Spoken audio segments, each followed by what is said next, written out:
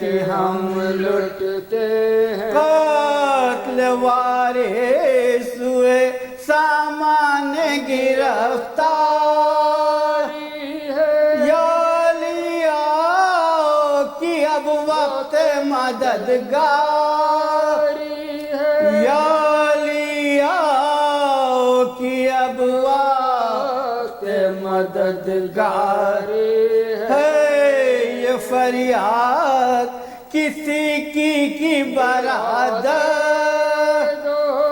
کوئی چلاتی ہے عباس دلاور کوئی کہتی ہے تڑپ کر میرے دل پر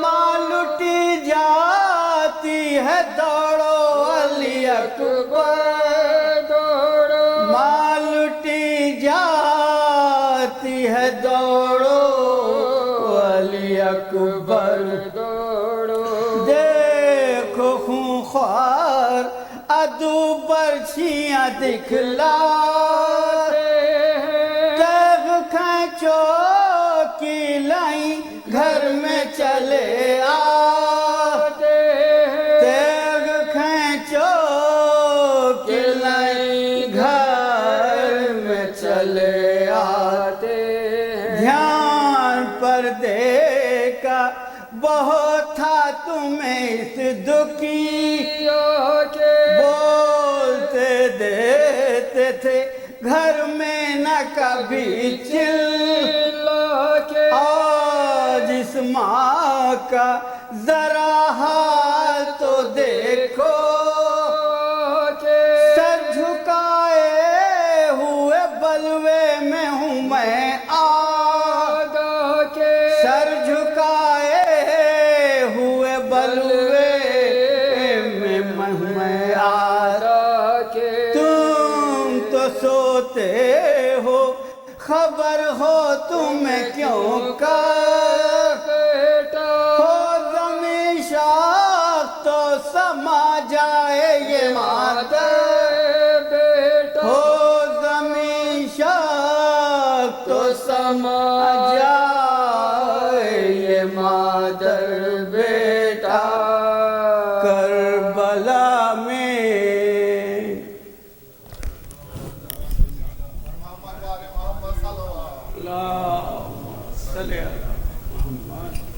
I'd like to request Marshal Jalil to address the Majlis, please. بارہ صلوات اللہم صلی علی محمد و آل محمد وجل فضل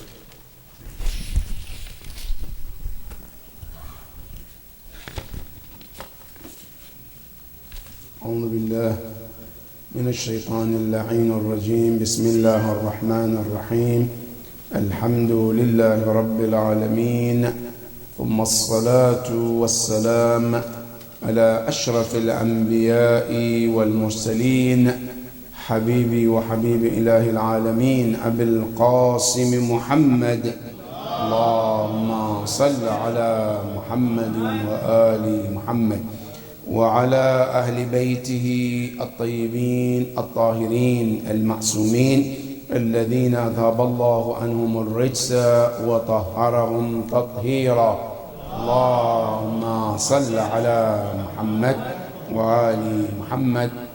A humble request of Surah Al-Fatiha for the following marhumin and marhumat: Sayyid Amir Hussein, son of Sayyid Shakir Hussein; Sayyid Shakir Hussein, son of Sayyid Fayyaz Hussein; Sayyid Talib Hussein, son of Sayyid Raghib Hussein; Kaniz Tahira Nasreen, daughter of Sayyid Karrar Hussein; Sajid Hassan Rizwi, daughter of Sayyid Karrar Hassan; Narjis Khatun, daughter of Sayyid Karrar Hassan; Shabih Zahra Rizwi, daughter of Sayyid Karrar Hassan; and Sayyid Aqib Hussein, son of Sayyid Raghib Hussein; and Sayyid Mumtaz Hussein, son of Sayyid Sabr; and Nahid Baygam, daughter of Bashir al-Din. May Allah be pleased with all of them. Surah Al-Mubarakat Al-Fatiha.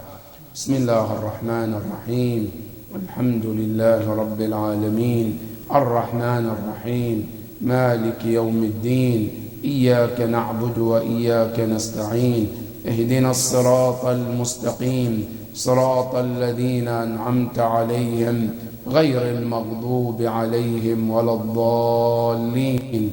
بسم الله الرحمن الرحيم. قل هو الله أحد الله الصمد لم يلد ولم يولد ولم يكن له كفوا أحد. بسم الله الرحمن الرحيم. قل هو الله أحد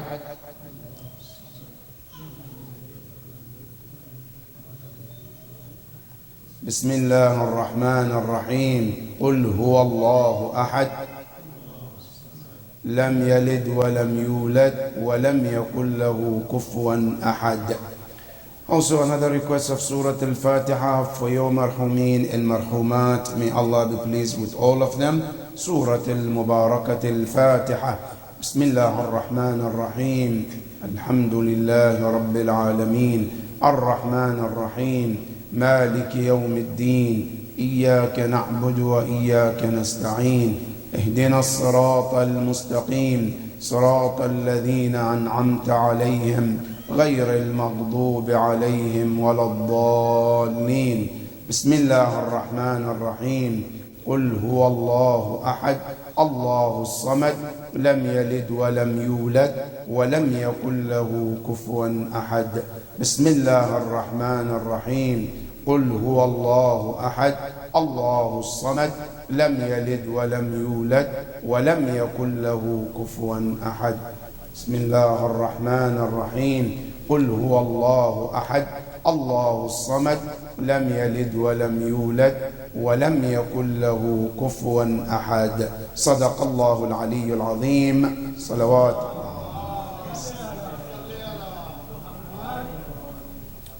بسم الله الرحمن الرحيم. قال إمامنا علي بن الحسين زين العابدين عليه أفضل الصلاة والسلام. اللهم صل على ومن حق أبيك عليك أن تعلم أنه هو الأصل لولاه لم تكن فمهما رأيت في نفسك ما يعجبك فاعلم أنه أتاك الأصل أنه أباك الأصل النعمة عليك فيك فاحمد الله واشكره على قدر ذلك ولا قوة إلا بالله. وصدق الإمام زين العابدين عليه السلام. اللهم صل على محمد وآل محمد. Tonight our topic is the role of a father in Islam, or the importance of a father. But before we proceed, just to clarify, in a family setup, there are three individuals in families, in most families. One is a father, and the second one is the mother, and the third are the children. This is what we call a family. In this setup, where there is a father, there is a mother, there's a children, every one of them is important in Islam. A father has his role in Islam and his importance. A mother has her role and her importance.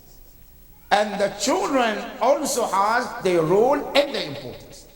Because remember, in Islam, nothing is left undiscussed. That's something to understand. Nothing in Islam is left undiscussed. And Quran was very clear when Allah subhanahu wa ta'ala said, ما فرطنا في الكتاب من شيء. Nothing we left undiscussed in the Quran. Everything is discussed in the Quran. So, when we talk about a father, that doesn't mean a mother is not important. When we discuss about a mother, it doesn't mean the father is not important. when we discuss about the parents, it doesn't mean children are not important. When we talk about children, it doesn't mean the parents are not important. It's just we happen to talk about one of them at a time. But all of these are very important in Islam. Now, just to give you an example. Today, how many Ma'sumin do we have? 40 Ma'sumin. If we talk about Al-Imam Sahib Al-Asri wa Zaman, Allahumma salli. Does it mean Imam Ali is not important? Absolutely not. If we talk about Imam Zayn al-Abidin, does it mean Imam Jafar al-Sadiq is not important? No, it's not. They all are important. They are all Nurun Wahid. It's happened, we are talking about one, not the rest of them. So that is just to understand. Tonight, as we discuss about father, does it mean a mother is less important? Her importance is at peak, as Allah talked about. When we talk about children, the same thing. But tonight, we're talking about the father. Why? Because the marhum that we're remembering tonight is a father. So we happen to talk about a father and the legacy of father in Islam. That's not more than that. However, before to understand what Imam Ali ibn al-Husayn Zayn al-Abidin alayhi afdalu salatu wassalam, Allahumma salli. Before to understand what he said in Risalat al-Huquq, there is something I call muqaddimah, introduction. Before we can understand what exactly Imam is talking about. Now, in falsafa or mantiq, there is something they discuss, they call illat al-wujud, meaning the cause of existence. Everything that you see in this world is impossible to exist on its own. Nothing. Everything that you see must have what they call illat al-wujud, the cause of existence. Today you walk to a dollar store, everything that is called what? Dollar. Now everything that in that store, you look at it, that is made in China, made in Taiwan, made in US. It's a dollar thing, but it has a maker who made it to exist. That is called illatul wujud, the existence, the cause of existence. Now, in philosophy, illatul wujud is divided into different categories, especially two. One is called illatul wujud at-tam, and there is illatul wujud an-naqis. So what does it mean? It's very easy. Falsafa is not that difficult. Some people think falsafa is about, no, it's very easy. If you understand what the examples, it can be very, very easy to understand. Now, what does it mean, illa? Meaning the cause of existence. Now, this cause of existence, they said it divided into two. Sometimes it's called illa al-mujid at-tam, meaning the only and the one cause of existence, meaning it doesn't need anyone to help to find something to existence. That's called illa al-mujid at-tam. Good. The second one is called illat al-mujid an-naqis. It's incomplete. And what does it mean? Let's break this into example. Today we are in Idara. This Idara is built by what? One person? No. But multiple people with different effort, this build came to an existence. Now, for example, there is a builder who works on the structure of the building. That's one. Two, then there is also somebody called electrician who comes and does the wiring. Then there is what? Carpenter, who does to do what? Carpenter work. Then there is a plumber who does the plumbing work, right? Then there is a list of people, one after the other. Now, all of these are called illat tamma. All of them together, because it's not a one-man work. you have multiple people who work together to find something or to cause something to exist, it's called illa naqisa, each one of them. Because each one of them is not the only one to make that thing to exist. Now, sometimes you have some things you just need one person to do it. It's called illa wahid. For example, I want to cook for 10 people. Okay, I find one cook, he does everything and feed people. It's called illa tam. It's the one cook who did every cook and put the food on the table. It's called illa mujida tam. If this is this understood with Allah subhanahu wa ta'ala, which one is it? Is it illa naqisa or illa tam? If you say Allah is illa tam, what is the role of a father then? Allah subhanahu wa ta'ala, there is no doubt that He can create a human being without needing anybody to exist. He has done with Adam alayhi salam, and He has done with Hawa alayhi salam. He has the power to do that. But based on His own will, He wanted not to create human being by Himself alone. So what did He do? He wanted the father to play a role in having child. Not only a father, a mother too. So when having a child, there are 4 illa to have the child. Number 1 is Allah subhanahu wa ta'ala. That's the first illa. The second illa is the father. Good. The third one is the mother. And the fourth is lack of any obstacle to end the life of the child. All of these 4 are called what? Illa tam, for having a child. A father, the mother, and an obstacle which may, if it doesn't, then the child will come to an existence. And the last is Allah subhanahu wa ta'ala. Good.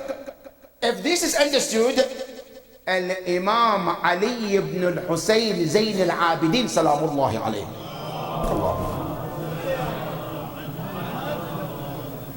In Risalat al-Huquq, he talked to all the children, all of us, about our fathers. What did he say? It says, وَمِنْ حَقِّ أَبِيكَ, one of the right of your father upon you, أَن تَعْلَمَ, you have to know. Meaning what? I have to think about it. I have to research, because it's أَن تَعْلَمَ, from the word ilm. You must have the knowledge about the role of your father in your life. What is it? أن تعلم أنه أن أباك هو الأصل, that he is the origin of your existence. What about Allah? Allah is there too, but the father is the beginning of your origin. Because what? From day one, when Allah created your father in Alam al-Dhar, every father, before Allah sent him to this dunya, every children he will father, Allah put on his spinal cord. Every father is going to father 4 children, 2 children, 5 children, 10 children. Allah subhanahu wa ta'ala put all of them in the spinal cord of the child, of that person. Now, the day they arrive in this world, the day they get born, all the children are in that spinal cord of the father. Now, when they come, the father, he is the asl, the origin. That's why Allah in Surah Al-Tariq, as he tells you how your creation came about, he says, فَلْيَنْظُرِ الْإِنسَانُ مِمَّا خُلِقَ خُلِقَ مِنْ مَاءٍ دَافِقٍ يَخْرُجُ مِنْ بَيْنِ السُّلْبِ وَالتَّرَائِبِ. Now, يَخْرُجُ مِنْ سُلْبِ, who is that? That's your father. Allah says the beginning of your creation started from your father. So Imam alayhi salam, he says one of the things you have to know about your creation is that your father is your origin of your existence. Allah is the creator, no doubt about it. But Allah Sha al-Qadr, that he started your creation from your father. That's something you have to know. Imam Zayn al-Abidin. It says, أن تعلم أنه هو الأصل النعمة. That's number one. Number two, it says, وأن ما يعجبك من نفسك. And everything that you like about your look, your creation, your existence, it says, remember your father is original. Anytime you look at yourself, you like something about yourself, you admire yourself with something in your creation, I said, remember that didn't come just like that. Allah originated that from your father. That is number two. Number three, it says, and then number three is a fahmudullah. Remember to thank Allah subhanahu wa ta'ala, who started your creation from what? From your father. And two, he created you in a way that when you look at yourself, you are happy and grateful for something about your creation. And that came from where? From your father. Then he says, وَالشُّكْرِ. You also have to be grateful and thank Allah for having a father who is the origin of your existence. Now from here, our scholars, they say what? Every father has 4 responsibility upon you as a son or daughter. Every one of us, there are 4 things is wajib upon you towards your father. What are they? Number 1, al-mahabba. It is wajib upon any child to love your father. Now question, what if my father was not that good to me? What if my father didn't play a role of father figure in my life? What if my father didn't do what he's supposed to do as a father? Because this question comes a lot, especially in this part of the world. Yes, it's still wajib to love him. He didn't do his right. He didn't do what he's supposed to do. Yes. But that is between him and Allah. You have responsibility between you and him in front of Allah too. So if he doesn't do his wajib, that doesn't take your right over him. You still required to do your part. Now when you go Yawm al-Qiyamah, Allah is not gonna ask you why your father didn't do his right. Allah will ask him why he didn't do his responsibility. And that is him to answer Allah, not you. So the first thing is to love your father, especially those fathers who play the big role. Because you know, one of the things about a father is the one who loves you unconditionally.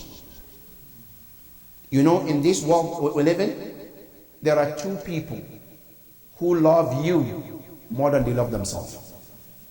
Nobody in this world can ever love you more than they love themselves. People can love you, yes, but they will not love you as much as they love themselves. No, except these 2 people. One is your father.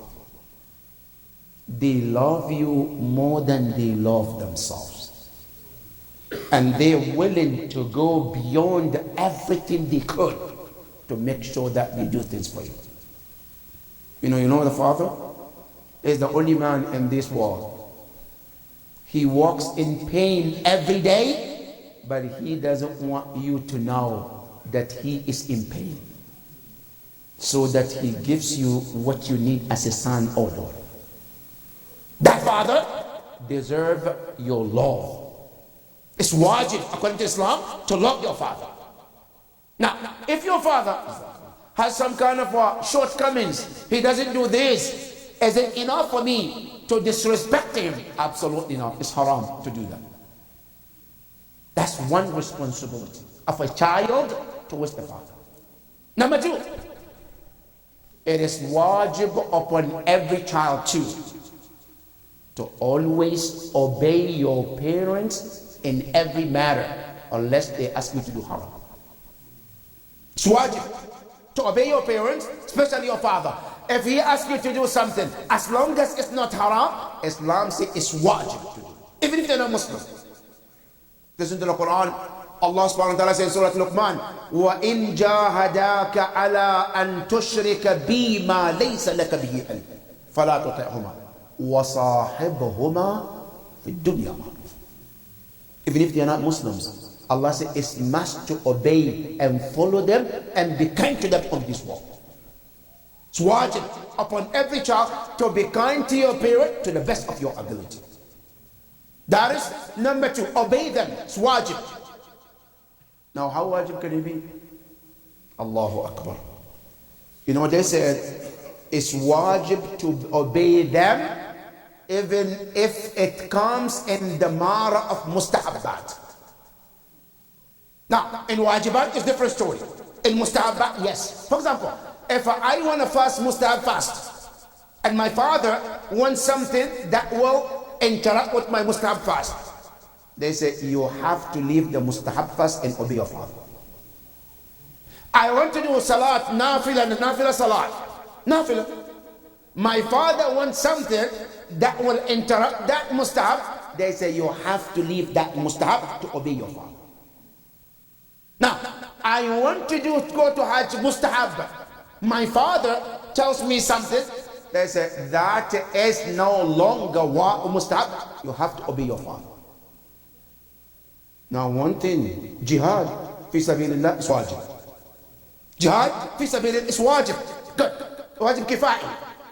If it interrupts with your father, Islam say obedience to your father comes first. Not jihad. If it's wajib. We have hadith from Rasulullah sallallahu alayhi wa sallam. When a man came to Rasulullah, he said, Ya Rasulullah, I heard about jihad and I want to go to jihad. But Ya Rasulullah, I have a parent at home who needed my care, my service. Ya Rasulullah, can I come with you and have somebody to take care of my father or my mother? Then the Prophet said, no. That caring your parent is more wajib than you coming to the battlefield. Ya Rasulullah, I want to become shaheed. They say, yes. If you taking care of your father or your mother and you died in that process, you are considered shaheed in the Allah subhanahu wa ta'ala. That is how important fathers are in Islam. So, number 2 is fully obedient to your father unless in the matter of haram. That's number 2. Number 3, it is must to always be grateful and thankful to the father.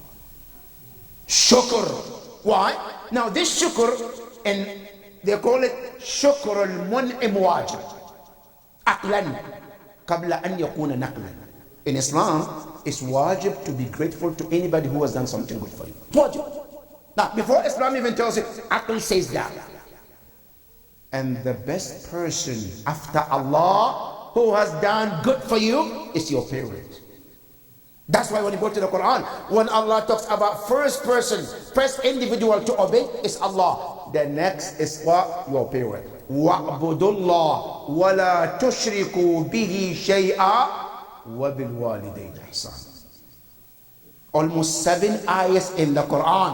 Allah talks about his obedience. The next is about your parents. But because after Allah, the next individual who has done favor for you are your parent, and the first in line is your father. That's number 3. You must always thank them. How am I going to thank them? Not always say, Daddy, thank you. No. One of the way to thank your father is to make dua for them. In Quran, in Surah Al-Isra, Allah subhanahu wa ta'ala says, وَقُلْ رَبِّ ارْحَمْهُمَا كَمَا رَبَّيَانِي صَغِيرًا. Always you have to be grateful to your father. Ask Allah to bless him, to bless them as they were blessed by you as well. That is number 3. Number 4 is must to respect your parents. It's not a choice. It's wajib upon every child to respect your father. Now, can I say anything that I want with my father? Absolutely not, you cannot. Today, we live in the Western society. When we become doctors, engineers, name it, right? We start belittling our father because my father is not a doctor. My father is not an engineer. My father is not that high level like I am. I'm a CEO of a company. I have millions of people behind me. So my father is not nothing to be respected. In Islam, it's haram to disrespect your father, even when it comes to talking. In Surah Al-Isra, Allah tells you how to talk to them. وَلَا تَقُلْ لَهُمَا أُفٍّ وَلَا تَنْهَرْهُمَا. There is it. وَقُلْ لَهُمَا قَوْلًا كَرِيمًا. Allah said, when you speak to them, find precious word. Kareem, something precious. Allah said, when you talk to your father, find precious word to talk to them. It's wajib. It's not mustahab. It's wajib to be kind as you speak to your father. When you treat them, when you handle things with them, they say, be very careful. Because when you and I do something to displease our fathers, I guarantee you Jannah is further away from you. الرسول الأعظم صلى الله عليه وآله وسلم اللهم صل على. He said, the night of Isra and Mi'raj, when I was taken to the heavens, at some point, when I saw the arsh of Allah, I saw something written on the arsh. What was it? Rasulullah says, أَنَا اللَّهُ لَا إِلَهَ إِلَّا أَنَا وَأَنَا سَاخِطٌ أَمَّنْ سَكَتَ عَنْهُ أَبَوَاهُ وَرَاضٍ أَمَّنْ رَضِيَ عَنْهُ أَبَوَاهُ. Allah said, there is no God worthy of worship except me. And I, Allah, am pleased with anybody whose parents are pleased with him. And I'm displeased with anybody whose parents are displeased. That's how father and the mother can be. Now, you go to the hadith, it is mentioned that our Rasul sallallahu alayhi wa alihi wa sallam,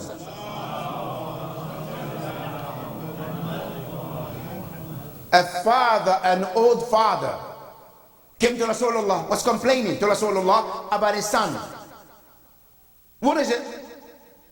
He came to Rasulullah, Ya Rasulullah, this is my son. This son, I took care of him. I sheltered him. I did everything. Today, he has grown up, became man. I need his help. He's wealthy. He has everything. But he's not taking care of me. Then Rasulullah said to him, is what your father is saying true? He said, yes, Ya Rasulullah, let's tell the truth. Then Jibreel came. Allah told him, Ya Rasulullah, tell the father that he wrote a poem. He said a poem about his son. Can he read it to you? Then the Prophet asked him, Allah tells me that you have said a poem about your son. Can you read to me? The Prophet said to the man, so yes, Ya Rasulullah.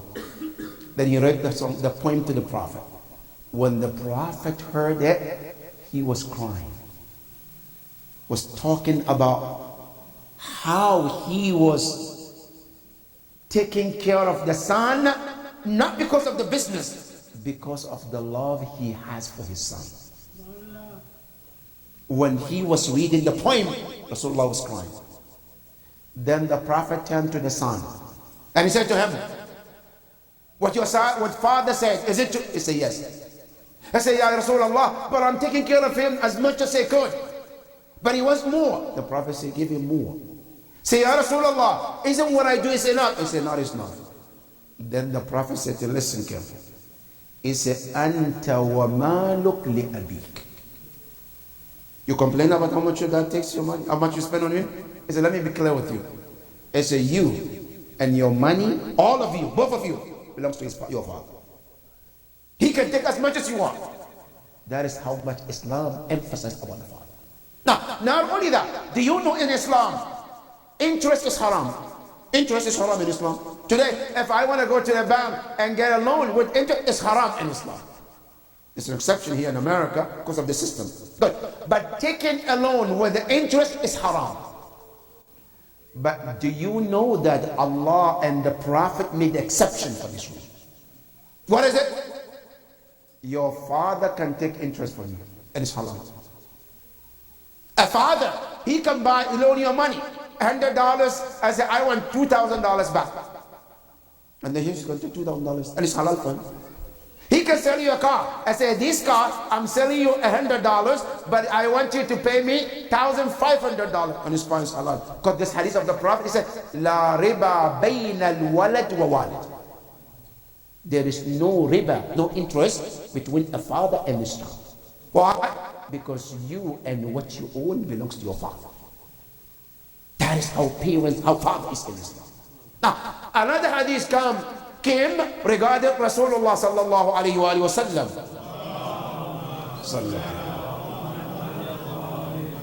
What another young man who was also a very rich, but was not taking care of his father. He came to Rasulullah. The father told the Prophet, Ya Rasulullah, my son, he's wealthy. He has everything that he needed. But he's not taking care of me as you should, as a son. Then the Prophet asked the son, what your father is saying, is it true? He said, Ya Rasulullah, I don't have it. Whatever he said, yes, I'm not taking care of it because I don't have it. But the father knew the son was lying. Ya Rasulullah, he has it. Ya Rasulullah, he has a farm that belongs to him, and that farm is filled with dates and barley and everything that you can think of. Ya Allah, he has it, but he doesn't want to give. Then Rasulullah said to him, listen, you say you don't have it? I'll take your word for it. But I will give your father this month, whatever he needs. And make sure next month you find a way to take care of your father. Rasulullah told Osama to give the father 100 dinar, which will take care of it for the whole month. The father left. The next month, the son didn't give the father anything. The father came back to Rasulullah. Ya Rasulullah, my son, as you said, he didn't listen. Ya Rasulullah, a month has come and he didn't give me anything. The Prophet called the son. Your father said you didn't give him anything. Say, Ya Rasulullah, I don't have anything. Rasulullah said, but your father told me that you have a farm which is filled with date and barley and all these things. He said, no, Ya Rasulullah, I don't have it. He was lying to Rasulullah. Then Rasulullah said to him, listen, your barakah is in when you take care of your father. However, if you say you don't have it, and you're lying to Rasulullah, but you're not lying to Allah subhanahu wa ta'ala. If you say you don't have it, go. And surely he turned and left. The Prophet gave to the father. You know, the narration said, 2 days later, everything that he has was burned to ashes. Everything he had was burned.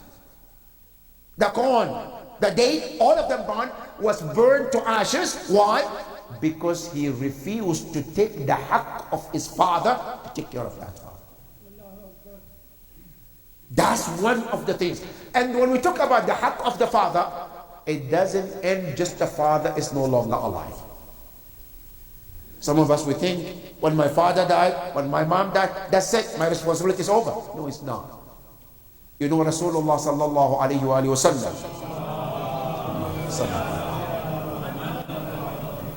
He says a person can be obedient to the father or obedient to the mother, where before the father dies, he is written in the Sahifa, Barrun liwalidayn, obedient child. But then after the father dies or the mother dies, then the name changed to Aqur liwalidayn, disobedient child. Why? Because he or she forgot to do something for the father or the mother after they died. Now, what can I do for my father after they die? There is so much you can do. There is one young man who inspired many people. He was taking care of his father when his father was alive. Every month, he would send a specific amount of money for his father. Every month, his budget include some money for his father. Then the father died. But still, every month he has a budget for his father. His wife asked him, but your father is dead. What is this money for? He said, yes, my father is dead. But this money is to give to somebody to read Quran on his behalf so he can have something in his grave the way he always have food on the table when he was alive.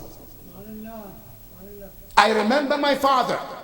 The way that he is alive, I remember him. I want to remember him also even after his death. This is the responsibility of us, even after our parents are no more. The responsibility doesn't end just because they're no longer alive. Now, not only that, every day you have to remember them in your dua. رَبِّ رَحَمْهُمَا كَمَا رَبَّيَانِي صَغِيرًا. And this is where it's very important, brothers and sisters. When you remember your father or your mother on daily basis, automatically Allah puts the same thing in the heart of your children to remember you after you passed. It's the sunnah of the life. And that is why when you go to Karbala, you see Imam Hussein alayhi salam, and one day of Ashura, Imam Hussein taught us the power and the responsibility of a child towards his father. And that responsibility can never be neglected. You know, Imam Hussein alayhi salam, on the day of Ashura, Qasim ibn al-Hasan came many times to Imam Hussein to ask him permission to go to the battlefield. But Imam Hussein wouldn't give him. He comes one time, second time, the third time, Imam Hussein rejected him. One time Imam Hussein told him, Ya Qasim, when I look at you, you remind me about my brother Hassan alayhi salam. How can I send you to the battlefield at this age? I said, I don't want to see you being killed, Ya Qasim. Imam Hussein would allow him to go to the battlefield. But something changed. Something changed, but that something has to do with the father. What is it? His mother, Qasim's mother saw her. She asked him, Ya Qasim, why are you still here? I said, I've gone to my uncle several times and I asked him, but he wouldn't let me go to the battlefield. Then he says, have you showed him the letter of your father? He said, no, I haven't shown him. He said, remember your father, Imam al-Hasan, wrote you a will and you have it? He said, yes. He said, show me. Qasim alayhi salam, he came to Imam Hussein. He said, my uncle, I have something to show you. He said, what is it? He said, a letter. From whom? He said, from my father. He gave it to him. Imam Hussein opened the letter. He said, Bunayya al-Qasim. From Imam al-Hasan al-Mujtaba alayhi salam. He said, Bunayya Qasim. My son Qasim. إذا أتاك يوم, if you ever live to see a day, call Yawm Ashura. And you heard your uncle Hussein is calling for help. He said, فَلَا تُقَصَّرْ فِي نُصْرَتِهِ. Do not lay back and not help him. Imam Hussein read that. That was it. Ya Aba Abdullah, you told him no before. Why yes now? I said, because of what? Respecting the father of Qasim alayhi salam. I have to honor what his father said. So Imam al-Hasan alayhi salam, he wasn't there. But Qasim, that letter changed everything that Imam Hussein let him go to the battlefield because of the respect for his father. Now, not only that, even the same day of Ashura, when Imam Hussein called, هل من ناصر ينصرنا هل من معين يعيننا هل من ذاب يضب عن حرم رسول الله. When that call came, look at Imam Zayn al-Abidin was sick that day. As sick as he was close to death. But then he looked at his Aunt Zainab Salamullahi alayhi. He said, Ya Ammati Zainab, nawulini al-asa. My Aunt Zainab, I need a stick that I can lean on. Why? He said, I heard a call of my father. Imam Zayn al-Abidin, as sick as he was, he has to respond to the call of his father. As he was walking towards Imam Hussein alayhi salam, Imam Hussein saw him. He rushed towards him. Bunayya Ali irja. My son Ali ibn al-Hussein, go back. This call is not for you. Then come another son, Ali al-Akbar, Shabihu Rasulullah, who walked towards Imam Hussein alayhi salam. As he walked towards him, he was crying. And Imam Hussein, watching his son, also was crying. As they came to each other, they hugged each other. They were crying on the shoulder of each other. The narration says, "Hatta ughmiya alayhima fasaqata ala al-ard." They both fell on the ground, crying on each other's shoulder. Imam Hussein alayhi salam didn't want to see his son on the harm way. However, the son looked at the father and he said, "Ya Abba, my father, why shouldn't I come to your aid on the day I saw your enemies are more and your friends are few?" Imam Hussein alayhi salam, he gave permission to his son Ali al-Akbar to go to the battlefield. But as Ali al-Akbar was going to the battlefield, Imam Hussein alayhi salam looked at him and he said, "Ilahi, Ya Allah, my Lord, اشهد أنه قد برز إليهم غلام." Today the question is, dear brothers and sisters, can my father look at me and say what Imam Hussein said about Ali al-Akbar on the day of Ashura?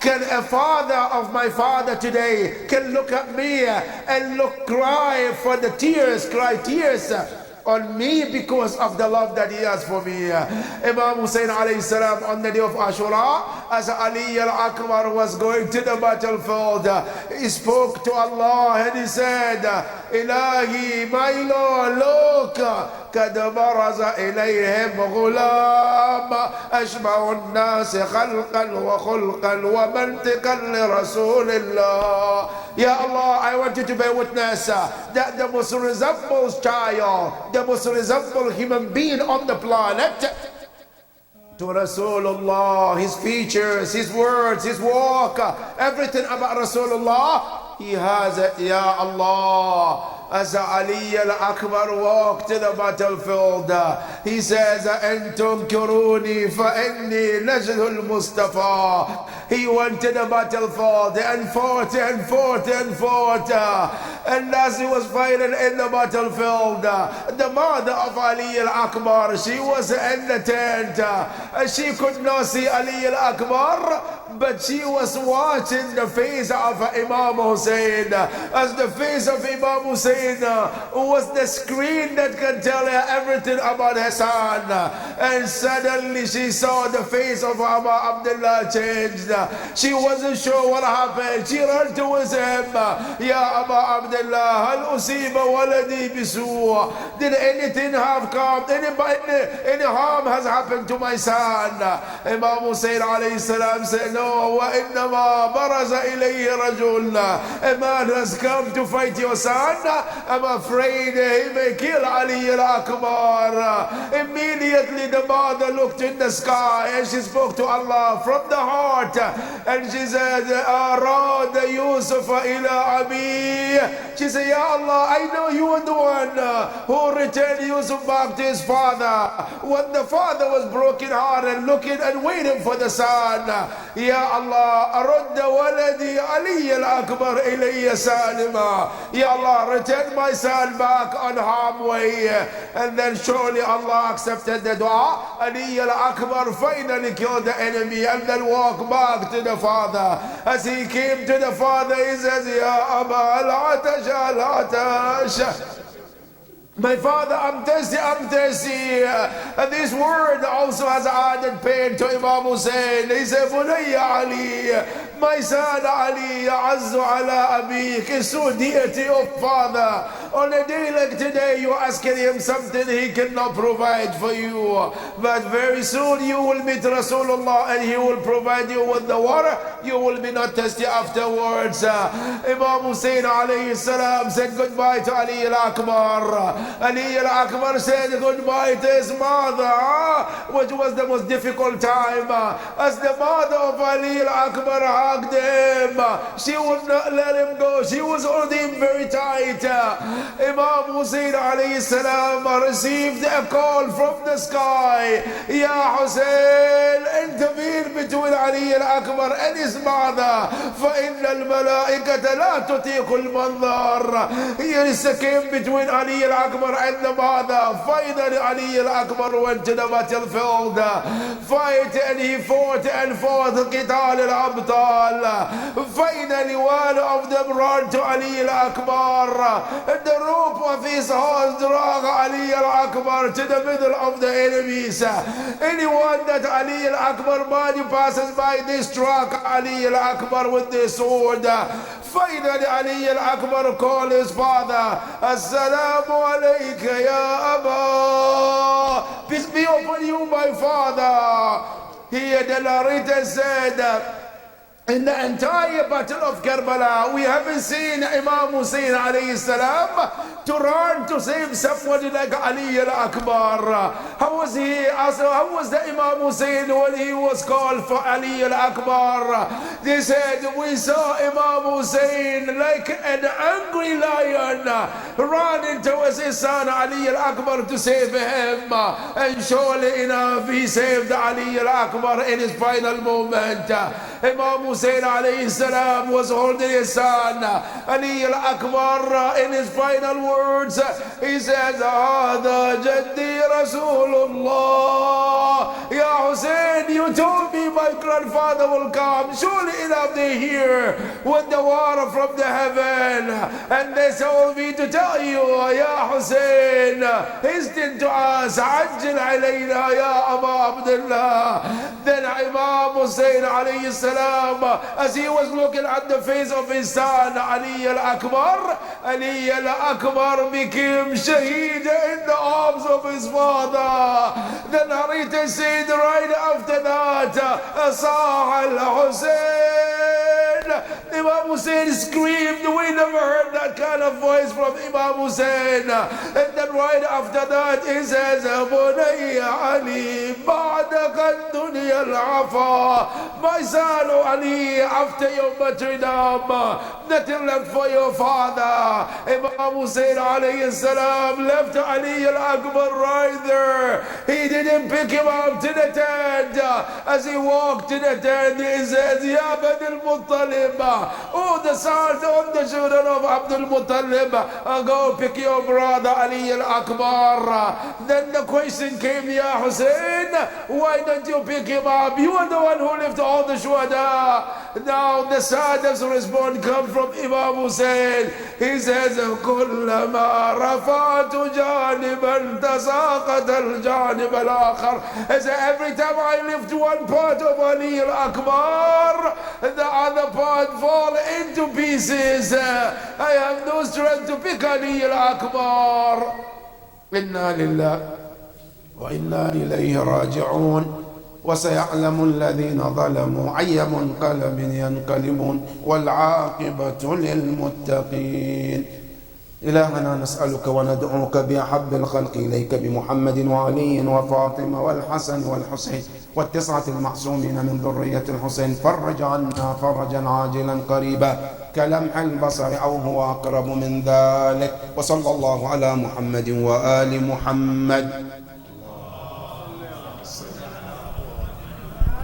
Hussein, Hussein, Hussein, Hussein, Hussein,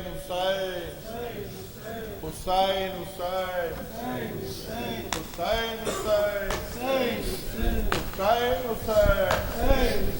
Hussein, Hussein. कहती थी ये माँ खून भरी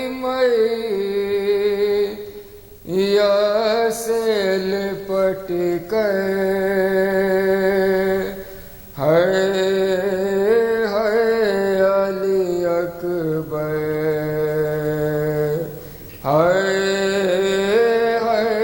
अली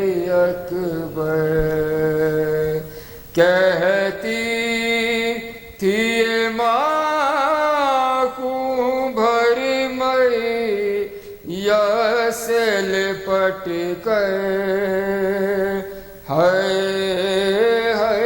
علی اکبر ہے علی اکبر ارمان تھا پہناؤں گی پوشاک شاہانی افسوس کے راس آئی نہ تجھ کو یہ جوانی کیسا تھا مقدر ہے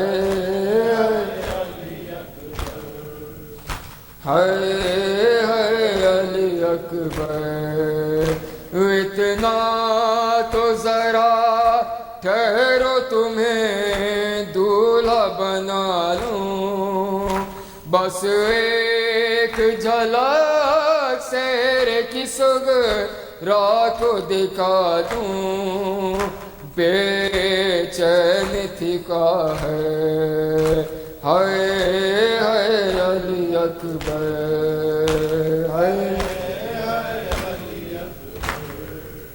18 برس پال کے پروان چڑھایا وہ گیسوں والا ہے میرا خون میں نہایا یہ کیا ہوا دل پر ہے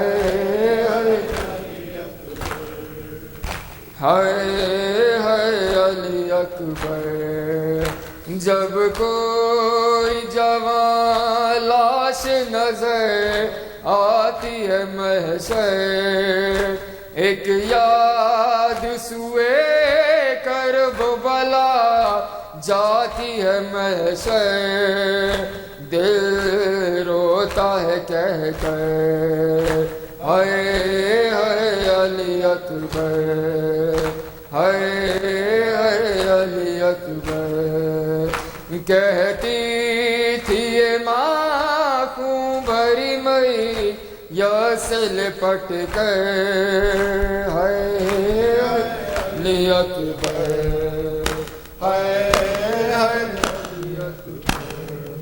اللہم صلی اللہ علیہ وسلم